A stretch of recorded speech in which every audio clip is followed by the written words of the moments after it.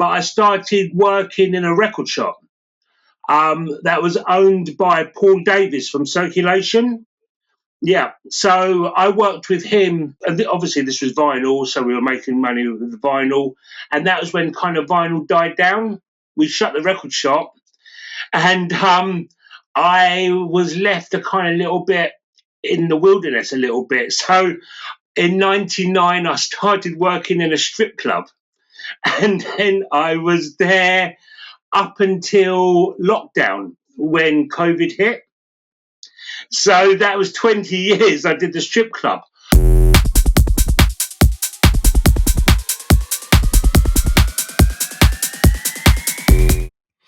Hola gente de Track ID México, ¿cómo están? Bienvenidos una vez más a nuestro nuevo episodio de Track ID. Soy Pepe Camil y... Hola, ¿qué tal? Yo soy Mapiu, bien contento de estar con todos ustedes una vez más, un episodio más de Track ID. Así es, seguimos produciendo, seguimos teniendo invitados interesantes, seguimos con este show que la verdad nos da mucho gusto todos los comentarios que están haciendo, todo el apoyo que le están dando al programa, se los agradecemos de todo corazón a todos nuestros escuchas. Y Mapiu, cuéntame, ¿qué sigue hoy? ¿Qué tenemos hoy? Bueno, primero, antes que nada, agradecerles a todos también sus comentarios, el seguirnos, el apoyarnos, el estarse suscribiendo a nuestro canal de YouTube y, bueno, pues también estar siguiéndonos por las plataformas de audio. Entonces, la gente se suscribe, le da la campanita de las notificaciones y la verdad es que hemos tenido muy buen feedback y por eso, pues, gracias a todos ustedes, seguimos aquí dándoles y trayéndoles así como que lo mejor que tratamos de encontrar para ustedes, traerles música nueva, artistas nuevos, artistas súper consolidados y pues, ¿qué más te puedo decir? No, pues bueno, antes que nada, pues sí, si no están suscritos, recuerden, campanita, ¡Ding, ding! Campanita, suscríbanse. Y entonces, ¿quién tenemos hoy en la mesa, Macho? Hoy tenemos un invitado muy especial, perdón, si mal no recuerdo, viene de familia de la India, pero él vive en Londres y me tiene impactado que hoy vamos a darle un twist especial al episodio de hoy. Exactamente, porque hemos estado empujando mucho progressive, hemos estado empujando mucho 4/4, el House. formato 4, mucho house, pero hoy vamos a enfocarnos, sí hay progressive, pero también hay algo que no hemos tocado mucho, que son los breaks. Súper bailadores, súper divertido el breakbeat y definitivamente, ¿quién no ha tocado un track de breakbeat y que de repente volteas y ves que la gente se vuelve loca con ese torcidón de beats, de groove, en medio de un set súper intenso, clavar eso para de repente llevar tu set a otro lugar es lo máximo, al menos a mí me gusta, me funciona y cuando estoy como público siempre se va a agradecer eso. Háganle caso al señor, háganle caso. Entonces, welcome, Ranj Kaler. Thank you very much, my friend? I'm very well, thank you. Very well, thank you. Glad to be here. Glad to meet you. Glad to meet you too, and welcome to Track ID. Like we were saying, I don't know how's your Spanish, but now we'll run through it. We were talking about in the intro that we are mainly talking about progressive artists and 4x4, but this is a special show because your specialty, or what I've known you for a while, thanks to Norm, who has sent me tracks, and I follow your career for some years now. It's breaks. Yeah. And very melodic breaks and very musical. So your style of music is very emotional. I would say it's very emotional. It's I would love for people, if people haven't heard the track that he did with Norm, The Dying Light, which takes the music from Interstellar. Yeah, it's an outstanding track, and their new track Whales is also making the rounds right now. Yeah. So if you like good music, it's something that you should listen to, listeners. Okay. So thank you so much.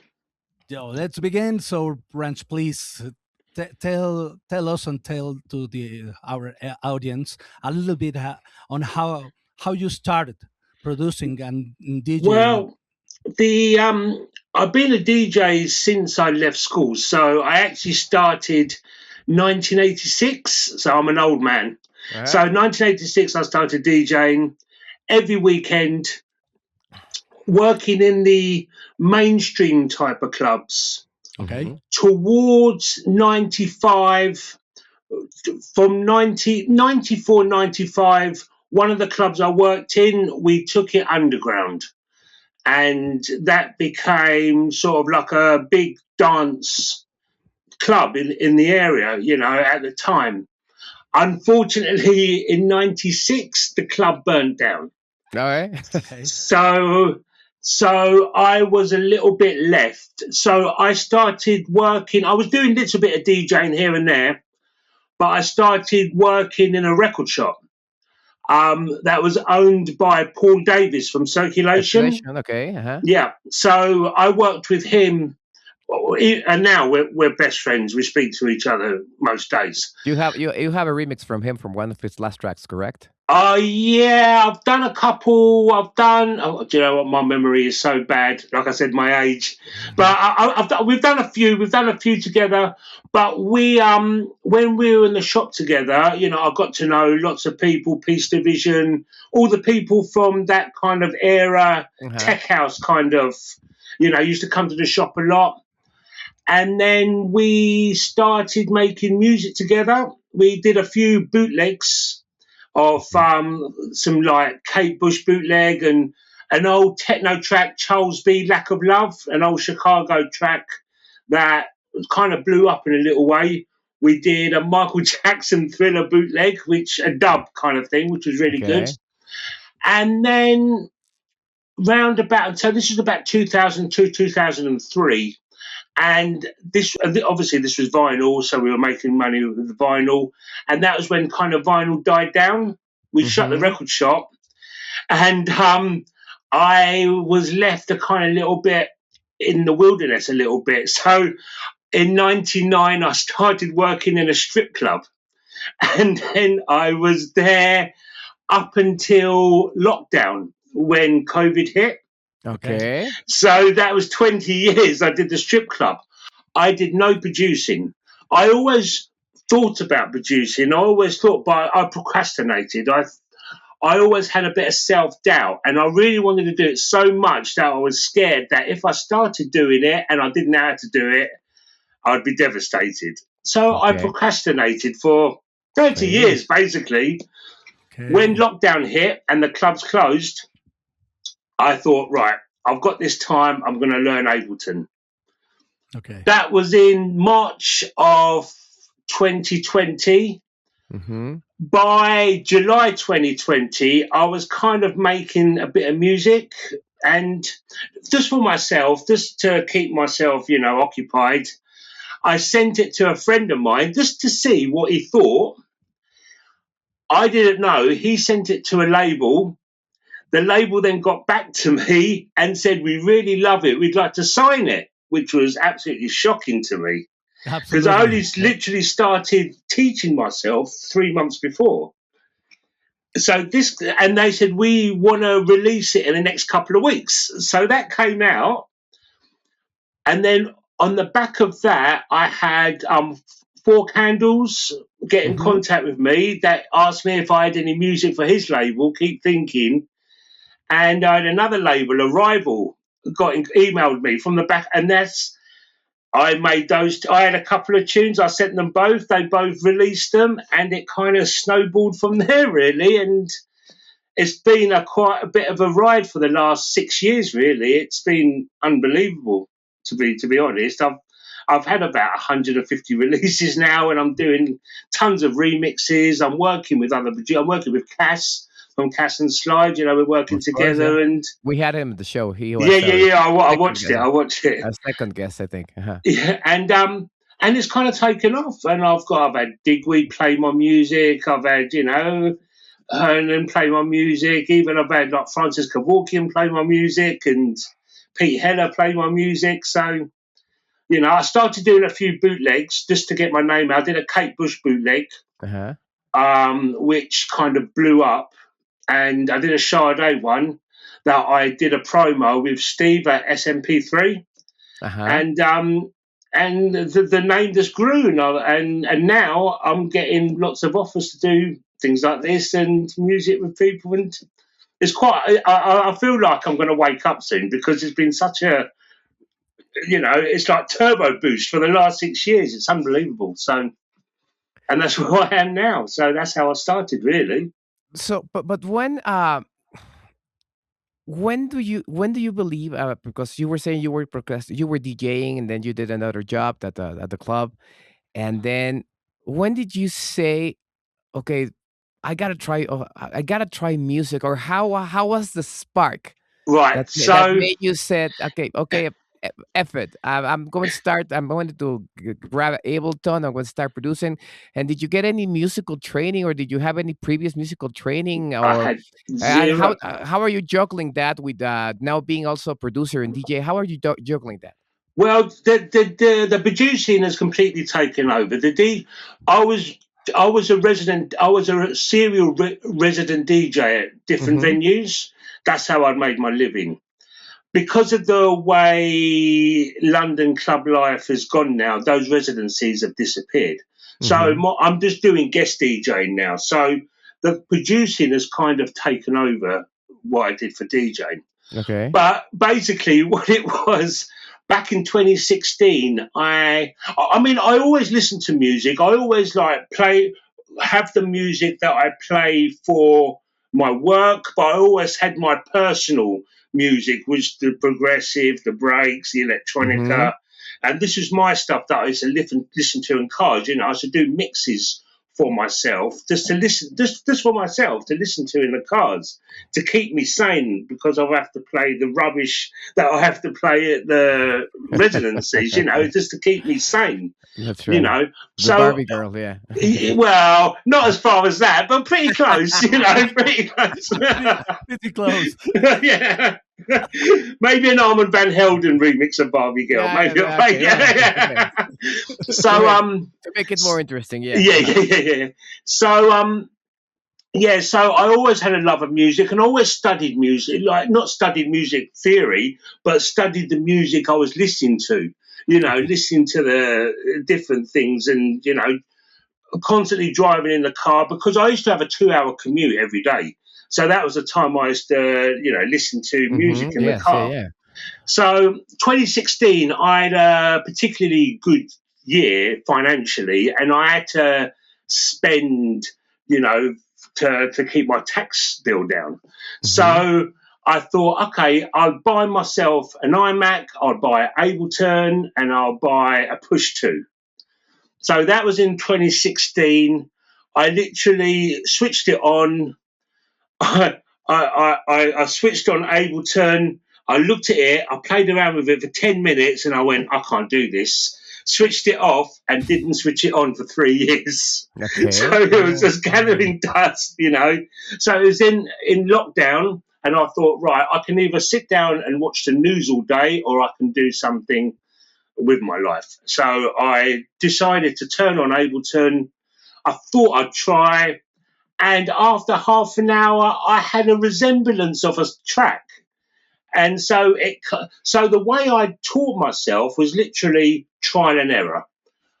You've got an undo button on there. So I would try something. If it didn't work, I would undo it. I would try, that works. Then I'd try something else. That doesn't work. I'd try. And it was slowly. But what helped me at the beginning, I knew DJing. I knew how to put music together, put records together. So it was kind of 90% all samples and audio in my productions. And slowly, that percentage went down and the MIDI percentage came up as I'm teaching. And I'm still on that journey now. I'm still teaching myself every day. Every time I open a project, I look at it as a lesson, not a song. So I'm teaching myself something else, and I'm teaching myself something, and it's been slowly putting the time in every day, and that's it really, and I'm got to here now. So, but even today I learned something that I didn't know yesterday, and then yesterday I learned something that I didn't know. So I'm hopefully keep improving. So, and that's it really.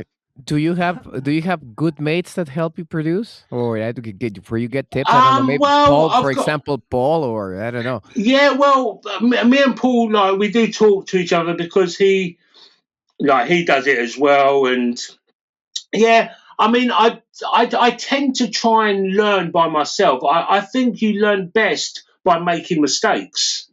If Okay. someone tries to show me something, after half an hour, I've forgotten it anyway. So, I think the way to learn and for it to stick is to make mistakes and then learn from that, making mistakes. So I make three mistakes, but I'd have one success. I make three mistakes, I'd have one success. And it kind of just, I mean, that works for me. So it wouldn't work for everyone, but it works for me.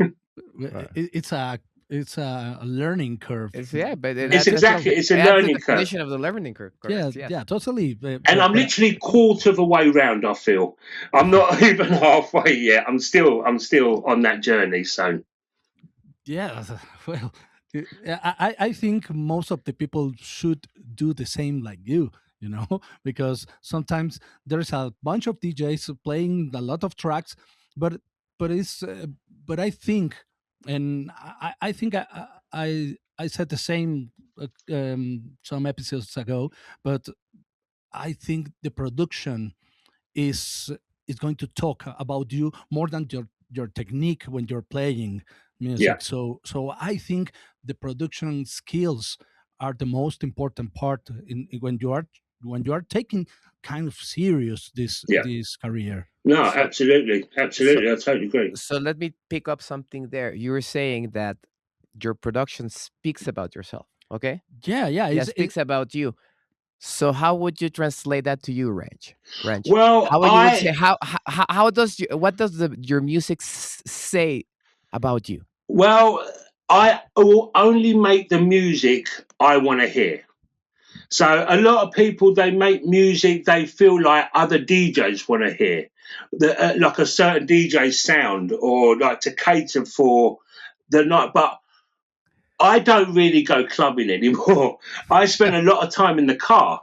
So I make music that I want to listen to in the car loud, Okay. and it's music that I feel like you can drive to. You can go on a journey, like drive on a journey, and you'll get to your destination and you won't even realize you've driven it because, hopefully my music has kind of taken you away from that boring commute. And that's it. So I basically make music that I want to hear. That's it. Yeah. There's no two ways about it. It's music that I want to hear. If it's something that I wouldn't want to listen to, then people don't hear it. People don't see the light of day. I've got a ton of music that on my desktop that I spent a lot of time on, but I listened to it in the car and I thought, no, Yeah. and it just so it's just music that I want to hear. That's it. Yeah, but okay. people want to hear it too. So Yeah. trust Well, luckily, a lot of luckily, people have the yes, yeah, same taste as me. yeah, So yeah, luckily, yes. yeah. So when and how did you decide to become a DJ? I mean, it was early. It was very, very early. I mean, my neighbour, a couple of doors, it was a guy, John. He was like 5 years older than me, and when I used to walk past his house, I mean, Hmm. I was probably about 10, 9, 10 at the time, and he used to have music blaring out of his bedroom window. Okay. And then, we got friends, and I used to go into his house, and we used to listen to, old Yellow Magic Orchestra, a track called Firecracker, which was Uh-huh. very, very, and stuff like Kraftwerk and, Ooh. early music like. But I would say the main catalyst was, have you seen the film Beat Street? It's a breakdancing movie from the 80s. This no, Beat Street. I saw only the first the one that kind of caught the whole wave. What was the name of the book? Breaking. Yeah, that's Yeah, right. yeah. Well, it was about Electric the same Boogaloo. Yeah, time. Yeah, it's about yeah, the yeah. same time. So it's Uh-huh. called Beat Street, and and it's about a DJ basically, and there's a scene where he auditions for Okay. a club manager, and basically it was like he was DJing, and there was a crowd. the guy that came in who he wants to do the audition with, and he starts playing this music and the crowd reacts to the music, and that hit something here. You know, the way he was controlling that crowd, that was it. That was it. I wanted to do it. So I would say I was 13 at the time, and I got my first pair of Technic 1200s, which I've still got here. And same ones, never been serviced. They work perfectly. Yeah. Perfect. Yeah. And then I left school at 16, and there was a local nightclub called Cinderella Rockefellers. Okay. So I applied. I was 15 at the time, 15, just coming up to 16. I told them I was 18, and I got a job there as a light jock and a warm up when I was 16. And I DJ'd every weekend up until 2019 from that point. So, Wow. yeah. So life kind of took you there. Yes. Yeah, life took me there. Life took me there. So how with all this that you started DJing early on, and then like you say in the pandemic, you said I procrastinated for now 30 years or something. But Yeah, 30 years something. It was. How do you shape that road to your production skills with the DJing? How did you started to make this parallel line of DJing, producing, and how is it melting, or how is it working in symbiosis in your current life right now? Well, it's working quite well. I mean, when I started the production, the DJing had gone because of lockdown and COVID. All the clubs shut. So, and that's when I lost my residency of 20 years. I lost it. So because of COVID and other fact that the club got sold as well while all this was happening. There's new owners and it all went wrong. So it's been, rather than going parallel, it's been one job to another job. And I do like the odds, like I've got a few gigs coming up next weekend, the weekend after, but they're not regular gigs. So hopefully there will be a time when I do have to worry about how I'm going to do the DJing regularly and the producing regularly, because that could be difficult. It's all about time management, really, isn't it? So you'd have to set up a certain amount of time for your producing, and then Thursday that stops, and you have to put your DJ head on, and and the weekend's about DJing. But at the moment, it's mostly producing at the moment. So okay.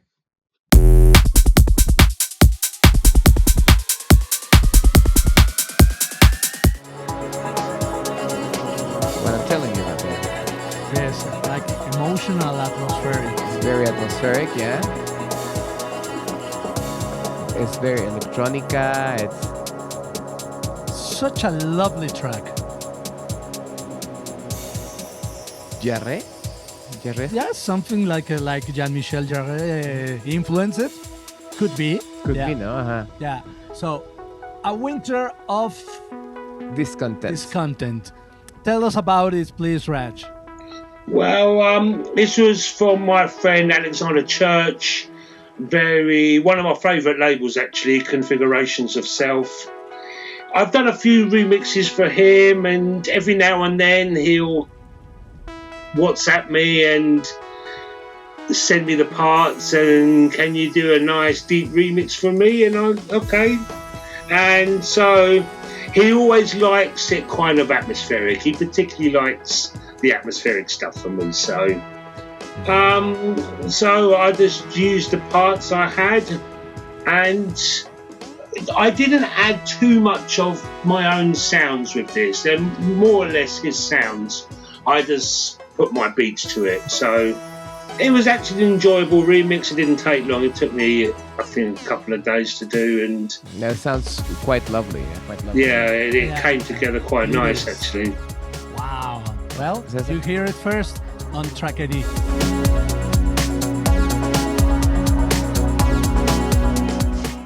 tell us a little bit about your first track label? So the first track I did was a track called. Oh, now you've got me. It was for Saturo Sounds. Oh, do you know what? I can't remember the name of it. In Your Arms. It was called In Your Arms. Okay. And and that was just something that I did at home without any, thought that anyone else would hear it. And like I said, it was just because I sent it to a friend of mine who sent it to a friend of his that it came out. So I did listen to it a couple of weeks ago, and I couldn't listen to it all the way through. It kind of made me go, "Oh my god, I can't believe that it actually got signed." When I listened to it. So it happens. It happens. Yeah, It happens. Believe me, it happened the same to me like a year ago, or something like that. Well, I can't really listen to music that's older than a couple of weeks. I'm like, that happens to me like 1 year ago. I was listening, I think, my second Sagnet track, and I said, "How can I don't know how did I get it?" I don't know. It's not that bad, but the sound quality. It's the sound quality. It's the quality. I mean, I think if I made the same song now with the same parts, it'd be fine. But it was I didn't know what I was doing. I didn't know what I was doing. So.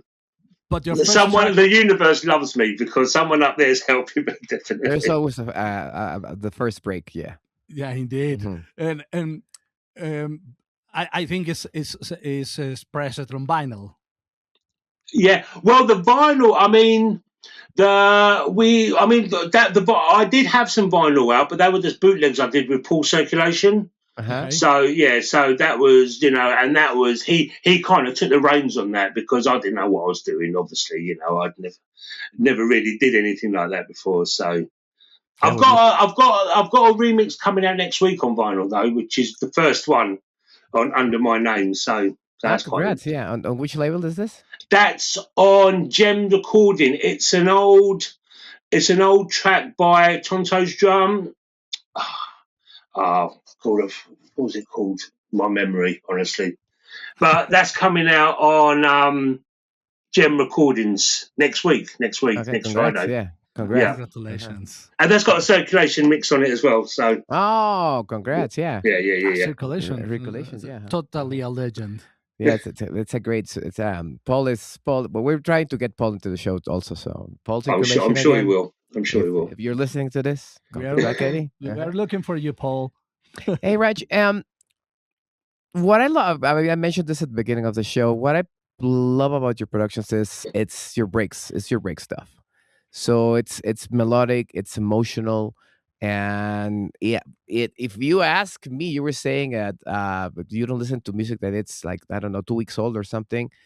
I think your music, it's since it's so emotional, it kind of withstands the test of time. That's what I'm trying to do. I'm trying to stay away from the sounds of now. Mm-hmm. A lot of the people using the same sounds, like there's that stuttery effect. I think thankfully that's dying away now.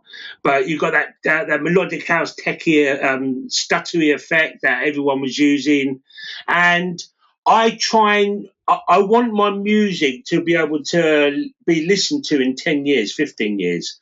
Hopefully there'll be a good pension for me, the royalties. Hopefully people will still be listening to it. So I'm trying to stay away from sounds that would date it in the future. So and it sounds like that. And with this, how do you if you were to put out the press release right now, how would you label yourself as an electronic artist, as a progressive house artist? It's electronic. It's electronica basically. That's I think breaks is more of the tough kind of Stanton Warriors, kind of Dramatic Twins type thing. I think it's more electronica, but I do love my house as well. I do love my 4/4, and I'm trying to release more 4/4 stuff in the future. hopefully people will like it. I mean, I've done a few bits and pieces, but I've actually literally just finished an EP today for Norman. He hasn't heard it yet though. And that's got 2 breaks tracks and it's got 2 4/4 tracks. So we'd love to listen to it later. Yeah. So I'd like to. So, but I just like music. Like I said, I like music that I want to hear, and that is house, and that is electronica, and I've done drum and bass as well. You know, I've taken it up to 174 BPM, and you know, and I want to do some slower stuff at 105 BPM, and especially if I do an album, it's going to be all over the place. You know, I don't like to keep to one genre. I don't really like genres. I just like good music. There's either good music or there's not good music. Absolutely. And speaking about breakbeat, how do you like to assemble or construct, putting it together your sets when you're going to play in a gig? It depends on the gig. I mean, obviously everyone uses record box because we have to, unfortunately. But what I do, all my music, I use my iTunes as a music management platform. So basically, because this is going back to doing my nightclub days, I've got many different categories. So I've got categories for breaks, I've got categories for progressive, I've got categories for the deeper Afro kind of stuff, you know. So, and usually when I go to these gigs, I have a handful of USBs with me. So I'm kind of good at judging a crowd as I walk into a place and knowing what USB to slot in. And it usually works. I usually get it right. So, you know, so I don't really plan my sets because I love the feeling of playing, picking the right song at the right time for the right crowd.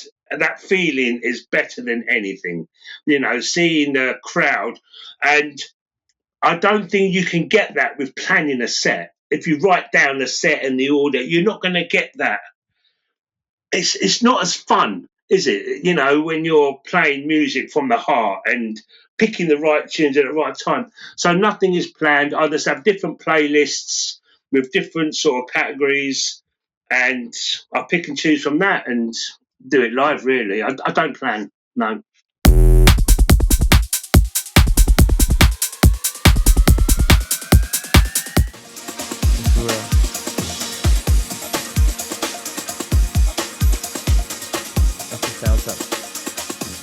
Again, we go into liquid, very fluid breaks. That kind of sounds, it reminds me like a Northern Exposure series. Yeah, it sounds Northern Exposure. Yeah, if you tell me, yeah. Yeah, I can feel it on the beat and all. Yes. Yes. Tell us, Ranj, what about this one? All about the beats. So this was coming out on Foxtrot Alpha, which is Switchcraft, which is a guy called Jamie. Now, Jamie was 1/4 of Hybrid back in the day. So he was. So every time I do a remix for him, I can't help getting those Hybrid influences coming back to me. So especially that kind of bass line I used in there, I was kind of inspired by Hybrid. You know, it sounds hybridy, yeah. Now that you're mentioning, yeah. Yeah. So, you know, and I've done a couple of remixes for him now. Hopefully, I'm going to be playing at his event in May in Wales, in Swansea. So I wanted to make something a bit more lively that I can play on the night, you know, because obviously. So you play also your breaks tracks on your sets too.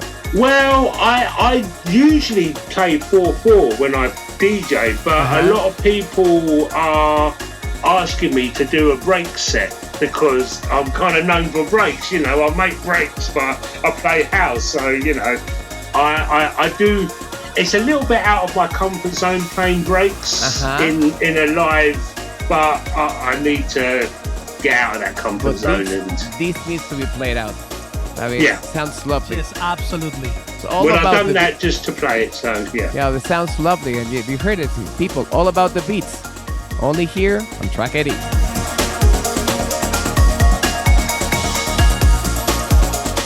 So this is the nerdy stuff. The nerd stuff. Welcome Okay.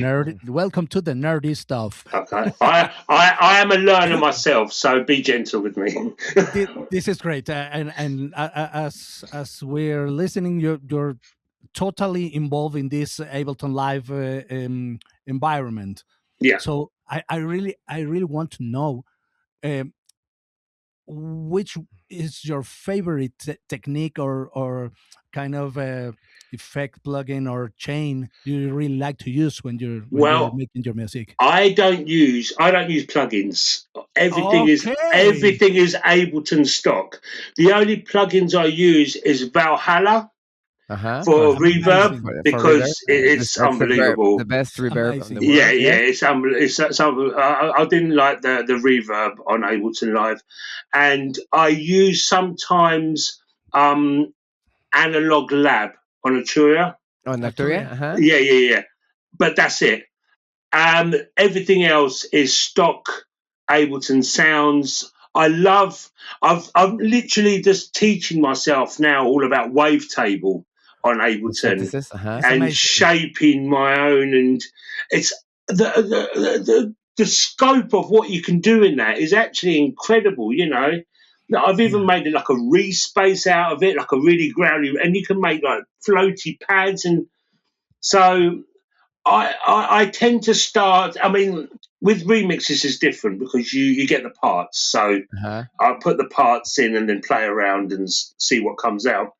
Wow, I think this is an excellent lesson we're having here because everybody you don't need to spend like thousands of euros or dollars in plugins when you are using a full application like is Live, Live or Logic though.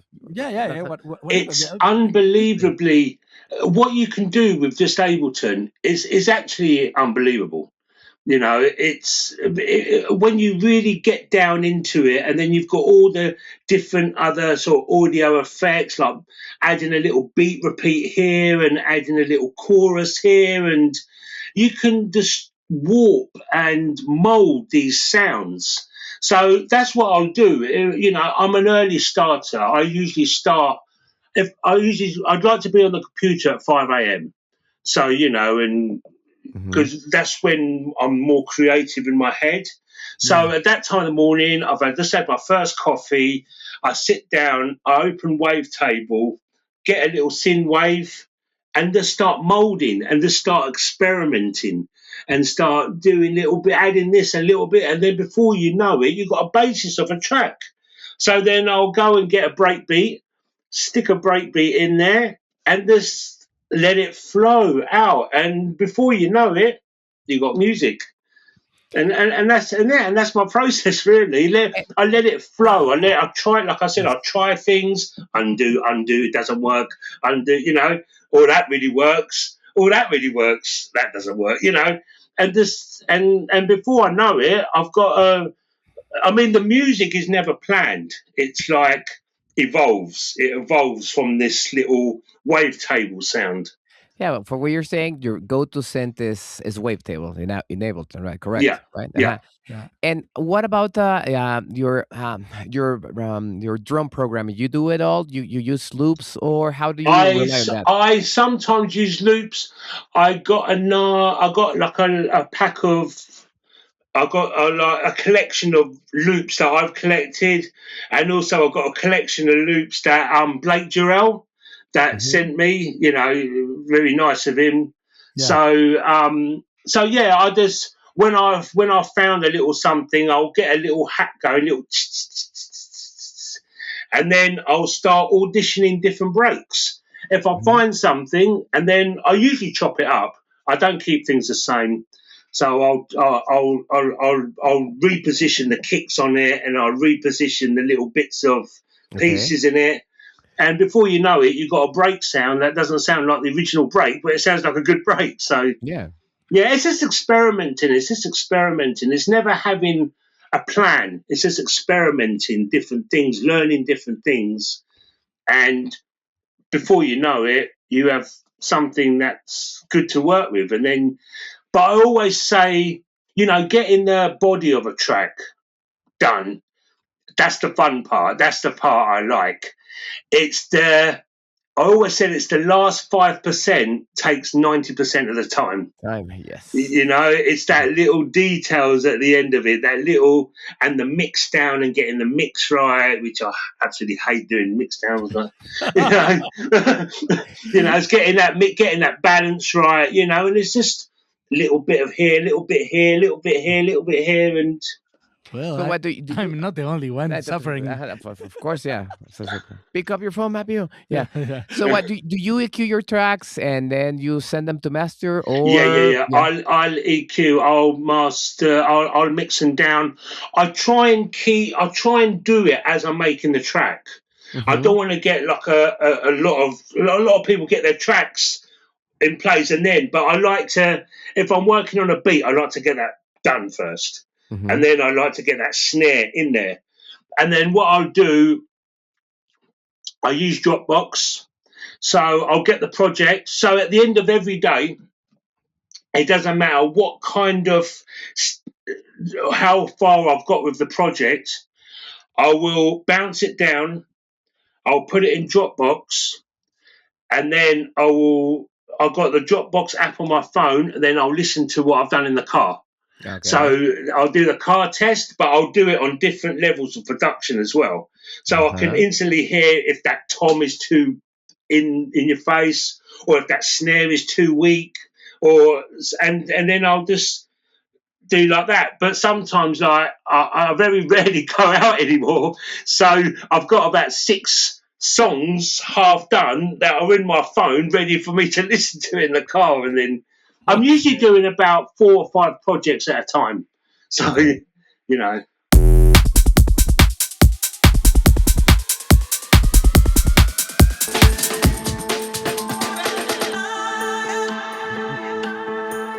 Again, this percussion with these synths.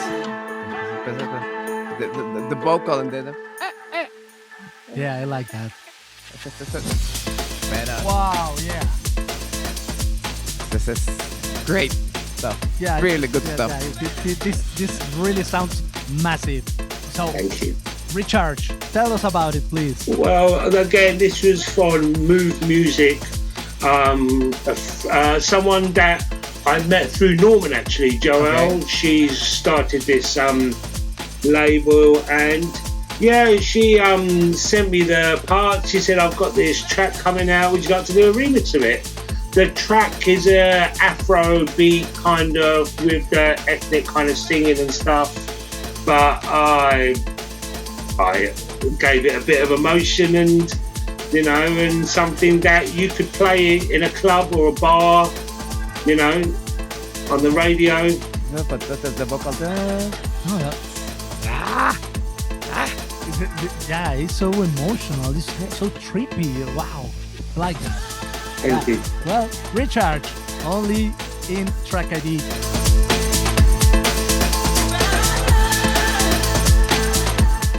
What about the Kabbalahs or the rituals before you start a track? For example, when I jump into my studio, I really like to play with one of my robot in my collection, because I love robots. So maybe sometimes I took my R2D2 and played it a little bit to yeah, the sounds, using it for sounds and stuff like that. I think robots really inspired me. So yeah. Do you have a ritual or Kabbalah for when you are about to start a track? Yeah, no, it's nothing like that. It's just, it always evolves from that initial wavetable sound. Okay. And I will go on YouTube and I'll try some like bird song or some city noises, some atmospheric field recording stuff, but I like to try different things. I'll I've got a microphone, I might do a little speaking and twisting it up and making an acid line out of my voice, and just experiment. But the thing is, I've got such a bad memory. If I do something really good, I forget how I've done it before, and I'll listen back to it and I think, how did I do that? I can't remember how I did it.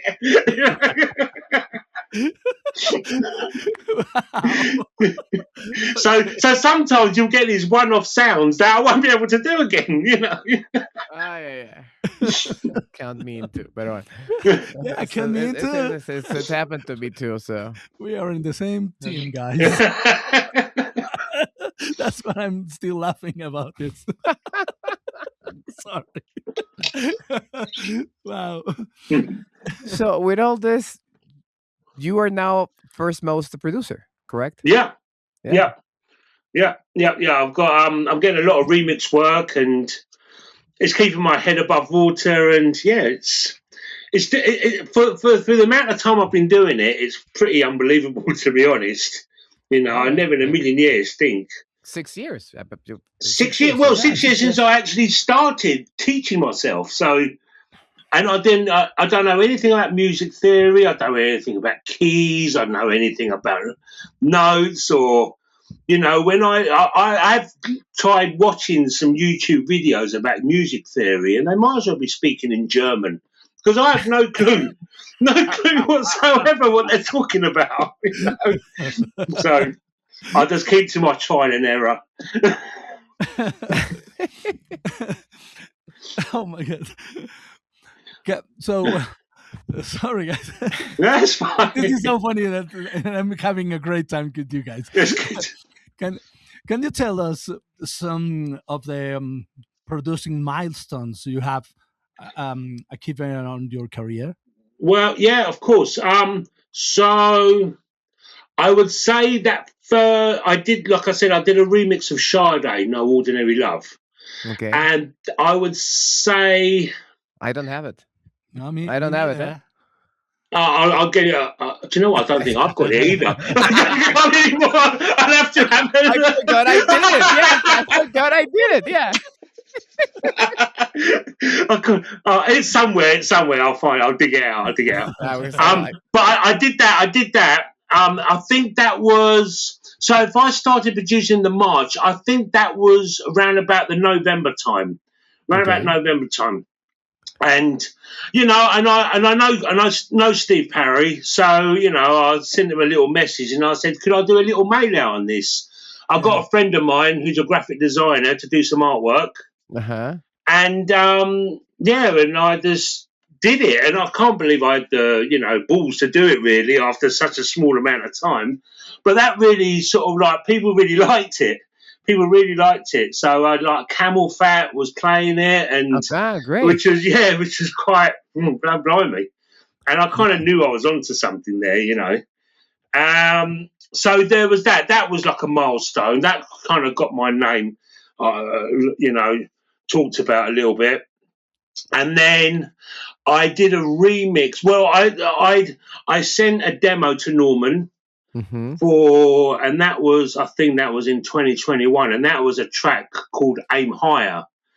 And so I thought I'd aim higher, and I sent it to Norman, and he signed it. And that had a circulation remix with it as well.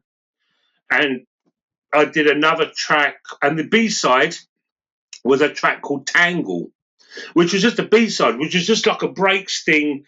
Didn't think much of it. I just, you might as well have this as well. And that ended up going number 2 in the electronica chart in Beatport. But not the hype chart, the main electronica chart next to Bicep Glue. It was, and I thought, oh, blimey, that's interesting. That was the first time I'd ever been on Beatport chart. And so that was a turning point as well. That was a turning point in my confidence, really, because that just gave me that, I must have something here, that I must be doing something right, So there was that. And I did a remix for Nick Lewis, Emotional Content, an Australian label. And I can't remember the name of what I remixed, but that really I got a lot of great feedback from that. So that was kind of a turning point as well. And since then, it's kind of been slow progression. So, but yeah, I'd say signing to Norman was definitely a turning point. Definitely. And you have a great Medway Resurrection remix. Oh yeah, I did that as well. Well, that is a funny thing. It was a huge tunes competition for Breeder. Breeder Twilo Thunder. And yeah, it was a remix to remix Breeder.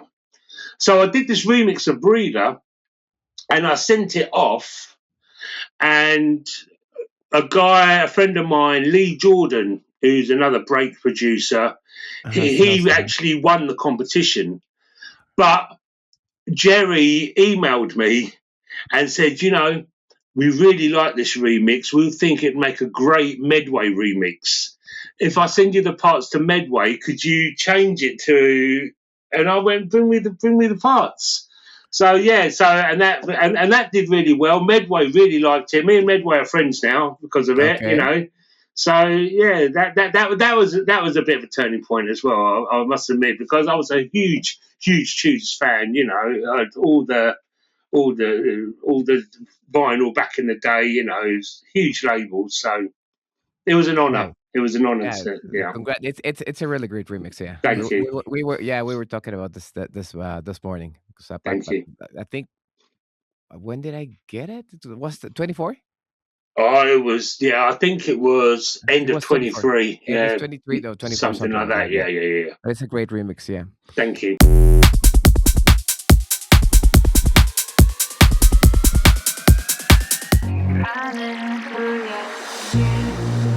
It's floating. Shivers. What a lovely voice.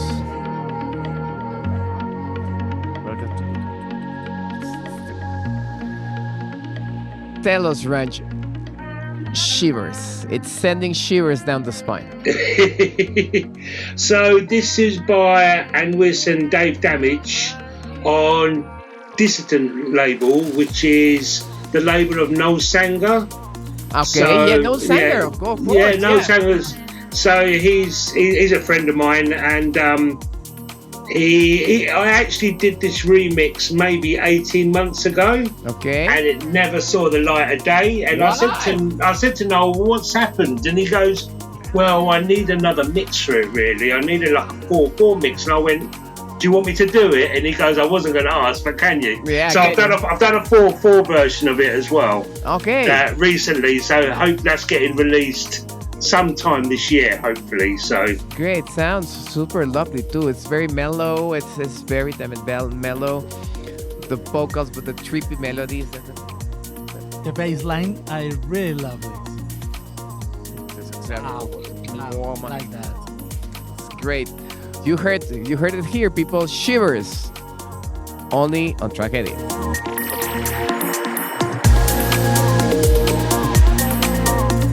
You're making this music that you're mentioning, trying to make it more lasting, timeless. Yeah. Who are your influences? Who were your main influences when you started your music career? Well, I mean, obviously, I've got such a broad taste in music. It just doesn't stay with the progressive. It does branch, Obviously, Depeche Mode, Kate Bush, I'm obsessed by those two, basically. I can listen to them. But, Sasha, you got to say Sasha. I mean, that sound of the 90s. I mean, San Francisco, Global Underground, CD2. I mean, come on. There's never been a better mix than that, in my opinion. That's a debate. That's debatable, yeah, because a lot of people are going to say Ibiza, but for me, it's San Francisco. Well, the thing is with Ibiza, when Ibiza came out, I already had all the tracks. I thought it was kind of commercial. It was like it had the favourites on there, that we all liked. Where San Francisco was a bit more bit more underground, a bit more rawer, I think.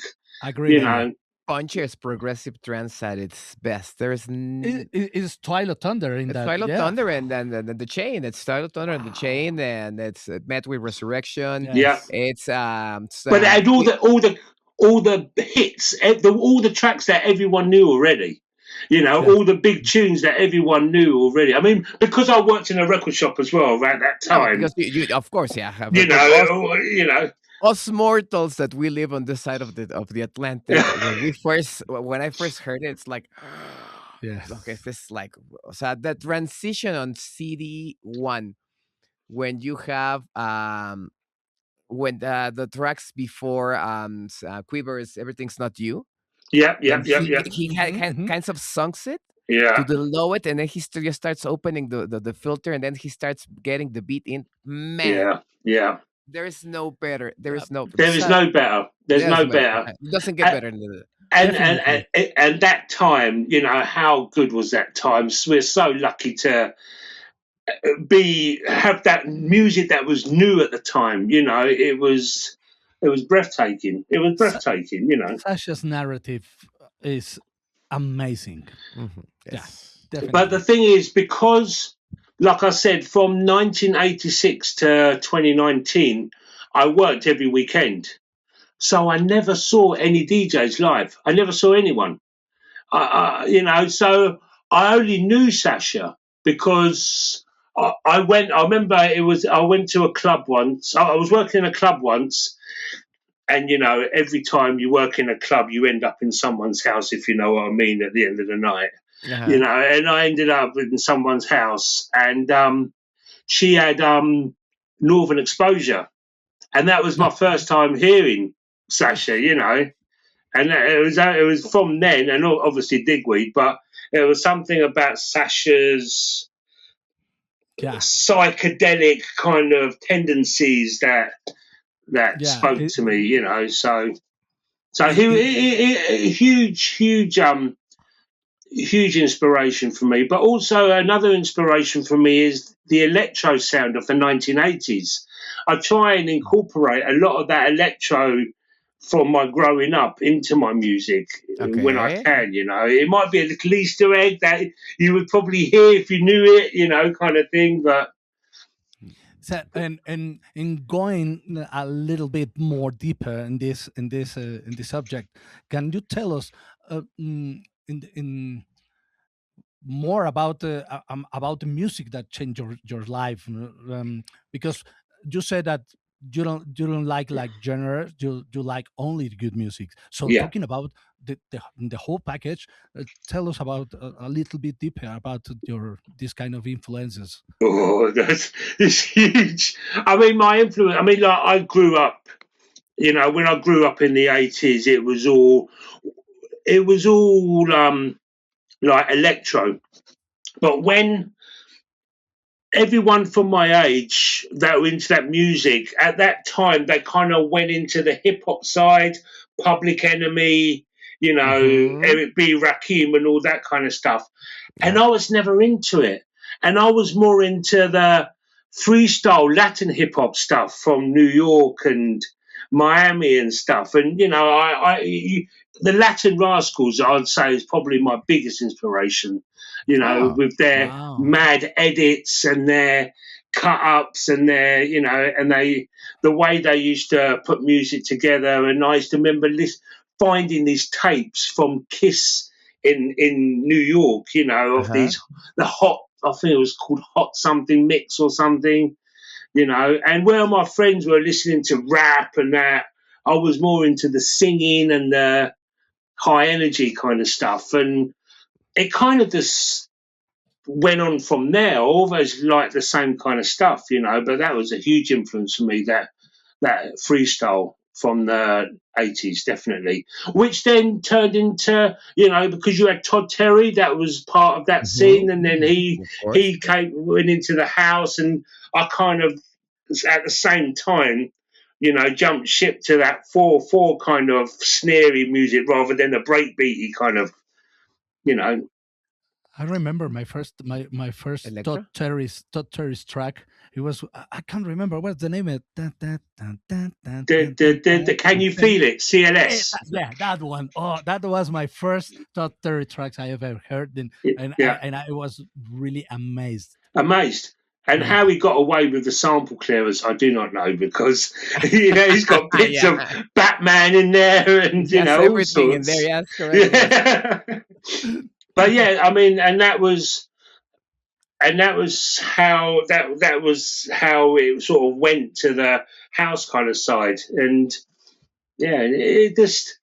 I mean, but like I said, Depeche Mode as well. A lot of the Depeche Mode stuff is so influential for me. If I'm playing something and that sounds very Depeche Mode-y, I'll keep that. I'll do it. Yes, yeah. So you have these influences which are electro. So you have this Latin electro. Latin hip hop freestyle. Hip hop, Yeah. correct? Yeah. What else? It's in that musical pot that makes your sound so? Pardon the. Well, the- it's the because I word think it's musical. because I like everything. There's no music there's good music in all kind of genres. Mhm. There's and I try and incorporate what I like in the music. So there's sometimes a little bit of country music in there. I mean, sometimes there's a lot of reggae. I love my dub reggae. The hard, Mhm, yeah. with the bass lines and the delays and the echoes, and I love all that. I love all that. the delays. I love my liquid drum and bass. Uh-huh. Bookham and things like that. And I try and incorporate it into one melting pot, really, of all my influences. Some So, like I techno said, too. I make music that I like, and my taste comes from everywhere. So you've stayed on your sound and refine it. Yeah. What can you tell our viewers about maintaining that kind of vision? Well, it's all about just playing music from your heart. As long as you play music from your heart, and not what you think. Play music that you think someone else would like. Yes. Not playing music. I mean, not playing music for your pleasure. I mean, obviously, you want the DJs to play it. You want the music to be liked by people. But I think if you just play from your heart and just keep playing music that you want to hear. If you want to hear it, there is someone else that wants to hear it as well. And Yeah. and as long as you keep true to your sound, you will keep evolving your own sound. And I Yes. think that's key. I think that's key for longevity, because if you sound like everyone else, that sound is going to date, and no one's going to listen to that sound in 5-10 years time. But if you play from your heart and play music that you want, hopefully that music will outlive me, hopefully. Uh-huh. Okay, this is going to be like a kind of technical, but at the same time like Or advice. Yeah. yeah, an advice. But what about the AI use?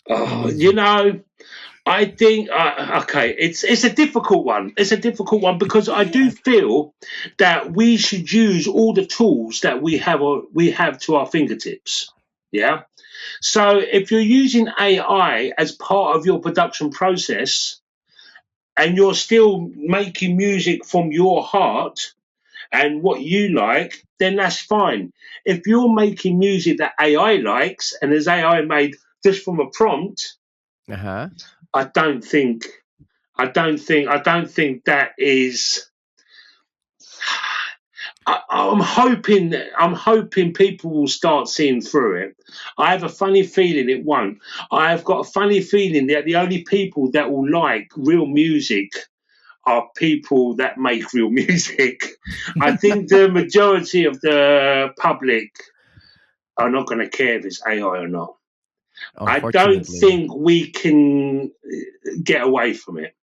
I'm just hoping there are going to be specific places you can go for real music, that people can, that live real music will stay as a community together. We will Yeah. be the outsiders, and the rest of the people can have their AI slop. But as I do believe that using AI as part of the process, I think that's fine as long as you keep to your to what you Your want to core. play. You That's know, correct. Yeah, it's good to extract vocals. It's good to extract the Yeah. rhythms and stuff like that. I think. Technology as a Uh-huh. tool is as a not the tool, it's enemy. It's unbelievable. not the enemy. It's unbelievable. Yeah, Uh-huh. I mean, today, for instance, I've got some acoustic tiles in my garage. I bought them Mhm. 10 years ago. I haven't put them up yet because I don't know how to do it. But I had an idea today. I took a picture of my studio. I put it in ChatGPT and I said, "Where's the best places to put the acoustic?" And it told me where to put them for the best sound. So you Yeah, know, so for things like that, it is the same. for things Oh, like really? that, it's brilliant to replace the the whole thing, the whole way of making music. What's the point? The only people that are going to do that are people that want to use it to make money. No one who loves music is going to make music with prompts. Yeah, They're correct. going Yeah. to, Yeah, so absolutely. Yeah, it's going to be a split. It's going to be a split. But I'm not. I'm very excited about AI. I have to admit, what is going to happen in the future. I feel sorry for people that work in TV. I saw the Oscars was on the other day, Uh-huh. and I yes. saw backstage of all the cameras. There Uh-huh. was not one cameraman. They were all robotic cameras moving on their own. Wow. So all the cameramen have lost their jobs. And all the people that write the scripts have lost their jobs. And so I think the people in TV and movie have got it a lot worse than us musicians have. Definitely. I hope it's not that way, but yeah. But it's a difficult thing, yeah. Yeah. And how do you handle your music, your production with your everyday life? I mean, how is a day It for you? is my life. I It's don't your have life. a life. It is Nothing else said. That Yes. is nothing else. I mean, I'll give my wife half an hour a day, but that's about it. You send her a prompt and No, I mean it's all about time management. It's all about time management. Like I said, I do start producing very early in the morning. So around about 2, 3 o'clock in the afternoon, I'm kind of winding down. So I do have the rest of the day then to go to the garden centre with my wife, or do what I need to do. But it's about time management. As long as you can control the time management, you can get it all done. so you, Nice. you you start producing when I'm ending my production day. Yeah. Well, the You thing know, is, for I'm 20 years, working in the strip club, I didn't start work until midnight and finish work at 7 in the morning.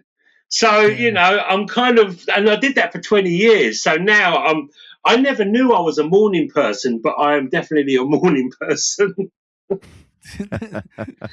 That's amazing. No, but really, but if you want, it's the best time to get your ideas, your creative juices flowing, and Unbelievable. that's it. And Yeah, and you gotta you gotta grab it. I'm 100% creature of the night, but I think I should start to change I've that kind of. tried making music at night time, and my creativity is not there. It's just not there. I'm just going through the motions. I'm just doing things technically, and Uh-huh. but the creativity is not there. Where in the morning, the ideas are just flying, just flying. So it's I, definitely the best time, definitely, especially to start a tune. It's I wish I definitely the could do best that. time. I remember when I kind of started to do music at around the same time as you did, but since job and other responsibilities, it's impossible to do it. But I used to make music at night, and I love it. I got the ideas, but the thing is, I couldn't go to sleep because I had all the combinations just running through your head. What if I did this instead of okay, I should go back. Or, no, Yeah, wait. yeah, No, it was impossible for me. Impossible. yeah. You're rolling on your bed, thinking new ideas, And you had the plugins and- beats like sounds good. No, maybe I would. I don't know. Maybe if I get the synth in, maybe I should add this process. and you never try making synthesis. No, forget it. Forget Be it. mad. at it. Forget it.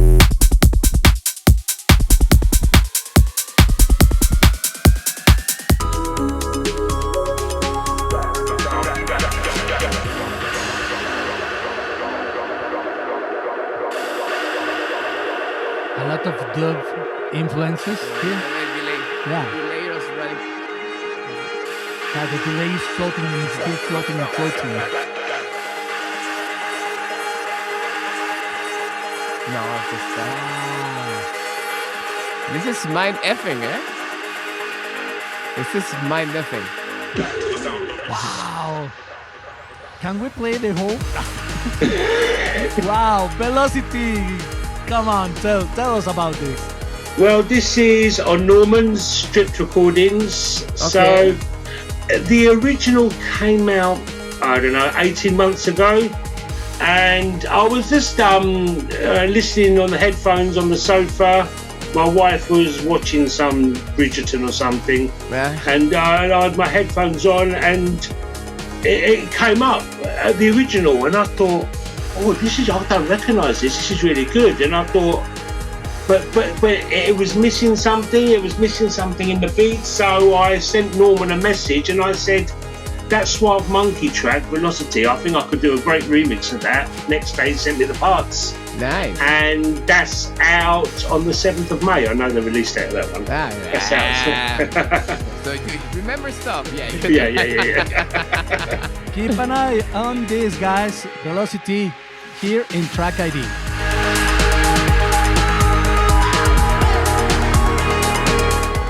How do you see yourself in the years, in the coming years?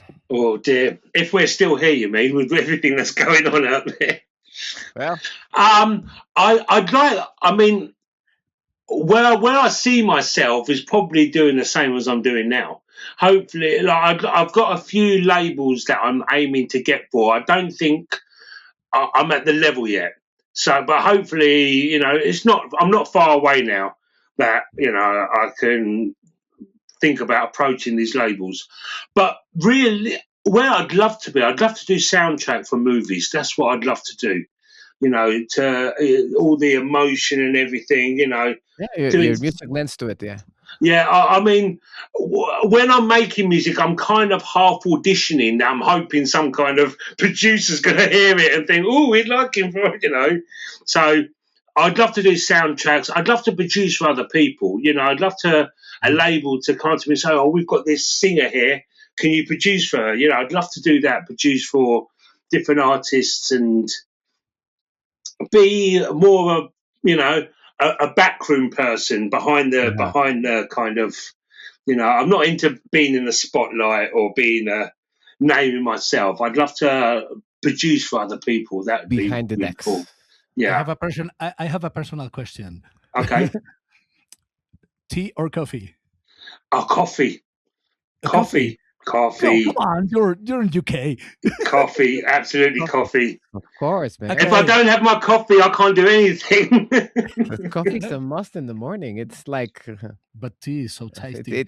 sometimes coffee's better than sex. Yeah. So Yeah. yeah, no, It depends on the sex. yeah, but maybe I pushed it a little. Yeah, but Yeah, coffee's yeah. really good. I'm going too far. No. I am unusual for an Englishman not to be favourable to tea, but it's Wow. coffee for me. Yeah. And what about the chai? Sometimes at a wedding, definitely. No, I do like it sometimes. Yeah. This is great. It's your time. It was like okay. So we have this tradition here at the show. Yeah. So all our guests, yeah. So we run them through your advice, through your influences and everything, but we leave the toughest for last. Uh-oh. So you are marooned in an island, Okay. and you can only take 5 records with you. That's it. Okay. No, a It's little brilliant. tape with this. No, it's 5 records. Okay. So does these include albums? Yes. Yeah. It's it can be a 12-inch single. It can be a full album. It can Okay. be a triple album if you want to, but it's just 5 records. Okay. So Depeche Mode, Violator. Okay. Great. Kate Bush, Best Of, Best like of- the okay. greatest hits. Mhm. It's either San Francisco CD 2 Yeah, you can take or the whole city mix. or Involver 1. So Okay. Yeah. so I don't want to take 2, Sasha. So I would say Involver 1. Involver 1. Okay. Yeah. It's a Yeah, good yeah, yeah, it's a yeah, good yeah, one, yeah. Okay, now you got me on the spot. That's It's the first one that we heard of Involver. Yeah. Yeah. Uh-huh. Yeah. I listened to it recently. Actually, it really holds up well. It really holds I up haven't well. heard it in a while, really. But for I me, haven't listened to it. It's for really me, it's the best of the 3. yeah. It's better than 2. It's Yeah, better yeah, than yeah, 2. absolutely. 3, I think it was a little bit. 3, I didn't enjoy 3 at all. I mean, it felt a little forced. I think Yeah, 2 had great ideas, but the first one, how he approached, how he mixed, Yeah. it's For me, the 3, it was so cheesy. I love that part with battleships. I really love that song, but I think the first one is definitely the the first one. greatest. Battleship should have been a single. It should have been a single on its own. Battleships. Absolutely agree. Agree. With you. It would have been a Totally hit. agree. It would have been an absolute anthem by now. Totally agree. Battleships, it really made me tears in my eyes. I remember going to see seeing Refracted live. We went to see Refracted live. You saw it? I didn't only see that. I was lucky enough to go to the rehearsals 2 days before in a Nice. little studio where they did like a little dress rehearsal. That was amazing. There was only about 20 of us there, and that was really good. That was really, really, really good. Two more. You've got me on the spot now. Let me think. Don't change the conversation. Don't go out the easy way of Refracted live. No, that's a really easy way to get out. Depeche Mode, Kate Bush, and Involver Involver 1. Yeah. Oh, it has to be. It would have to be. It'd have to be an old electro album, I think. And it was like I didn't know if you had it in Mexico. There were electros 1, 2, 3, 4, 5, 6, 7, and these were from the 80s. So I would say electro 3. I'll Google it. I'm not. Yeah, Google it. Yes. Google it. And one more. Probably there was one of the Cafe Del Mars. Yes. It had Moby on it and it had Bush. I think it was Cafe Del Mar 2 or 3. I think the 3. It's 3. Yeah, I think so. Actually, no. I've changed my mind. It has to be Orbital. Insides. Okay. Insides. Yeah. Oh, but that's unusual. Usually people go for the brown one or the yellow one. No, Inside, because that takes me back to when we were around someone's house and we kind of did something and it took me away and that was playing and that kind of always brings me back to that feeling. So I'll take Orbital. Orbital, definitely. The one with the box on it, the box. No, yeah. the box is. Yeah. Yeah. I love That album. Because every time I listen to it, it puts me on that state of mind I was in when I first heard it. So it's for me, it's the brown one, and I think it's Insights, the second one. Yeah, because I love Orbital too. He did it. He did it. You made it, dude. You made it. Not many people do. Not many people can reach the five discs. Usually people get I actually four. chose 6, but I had to take Yeah, one out. So it's gonna float in the water. Yeah. Yeah. It's gonna float in the water, yeah. Ranj, your socials, please. All your socials. Where we can find you. Okay, so Instagram, Ranj Kaler Music. Mhm. Facebook, Ranj Kaler. And that's all I'm on. That's the only socials I do at the moment. Yeah. I'm only on Facebook. I'm not doing X or Twitter or anything like that. So Yeah, Twitter. I find me on think it's now. Instagram. Instagram's the Uh-huh. one. Yeah. Twitter is for hate. Yeah. Yeah, X is for hate now. Yeah. I think I haven't put it a tweet in months. No, I haven't put a tweet, but it's. No, you see apparently it's really bad there now. It's no, really no, bad. Yeah, it's exactly. it's good versus bad. Yeah. Choose your side, but Yeah. it's not good. Choose your Divide and conquer, as they say. your destiny. Choose your destiny. Well, Ranj, it's been a pleasure to having you here with us. Thank you so much for having me. And I'm really stunned with all your stories and your tips, and so I My just want to say tips. thank you to you. I really like to say thanks because I can see your passion when you smile and when you're talking to us and the audience. You really reflects all your passion. So thank you. Thank you No, so and- much. It's very and nice you're- of you to hear. And your music really deserves to be heard. Because we love electronic music, we love house, we love everything. Yes, we are. But I also, like you're saying, I also love to listen that it's not 4/4 and it has really more. It's more. I think it up ups the ante in terms of emotion. So Yeah. that's what I listen a lot in your music. So thanks. Yeah. Thanks for I'm sharing, really and- glad to hear that because that's really what I try and get out there. I try and get it all out there. There's enough doom and gloom in the world. It's nice to bring some nice vibes out there, I think.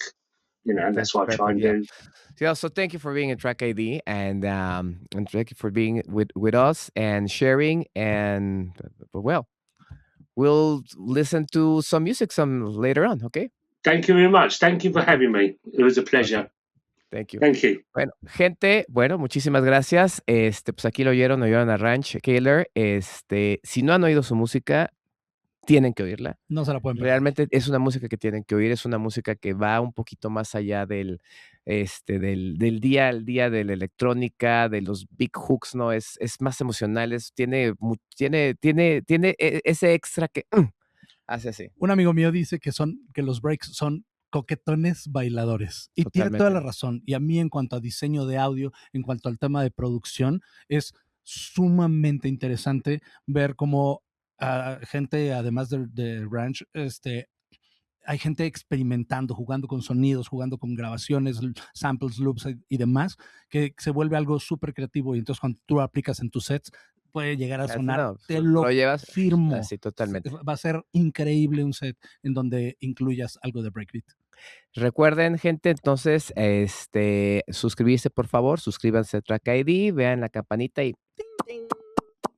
Recuerden que aquí en Track ID tenemos los actores de la música o la gente que está protagonizando la música. Entonces, para más historias, siempre estén al pendiente de lo que estamos sacando en nuestro canal de YouTube o nuestras redes donde anunciamos los programas.